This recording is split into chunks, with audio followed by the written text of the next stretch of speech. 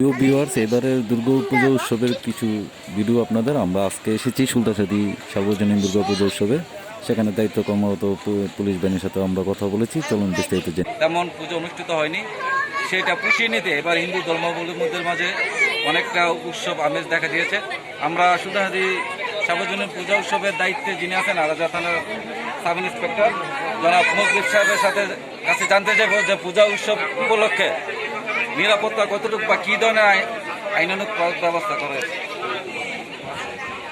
আমাদের মাননীয় police super দিক নির্দেশনা আমাদের অফিসার ইনচার্জ আলাহিদ সাহেবের নেতৃত্বে আমরা 24 ঘন্টা মানে সার্বক্ষণিক আমাদের দুটো মোবাইল টিমের মাধ্যমে সর্বক্ষণ আমরা নিরাপত্তা ব্যবস্থা করতেছি। মোবাইল টিমের মাধ্যমে আমরা 2 দিক পরিচালনা করতেছি।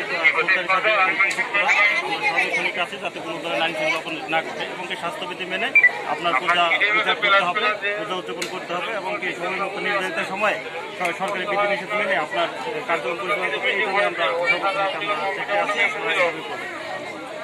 জি প্রিয় ভিউয়ার্স, আমরা বললাম যে মোটামুটি আইনানুগ ব্যবস্থা যতটুকু নেওয়ার জন্য নিরাপত্তার জন্য যা করার দরকার ওনারা তাই করছেন এবং তাদের কার্যক্রম আগামী শুক্রবার পর্যন্ত। আপনারা জানেন যে প্রতি বছরে শরতে এলেই হিন্দু ধর্মাবলম্বীদের মাঝে এই উৎসব শুরু হয়।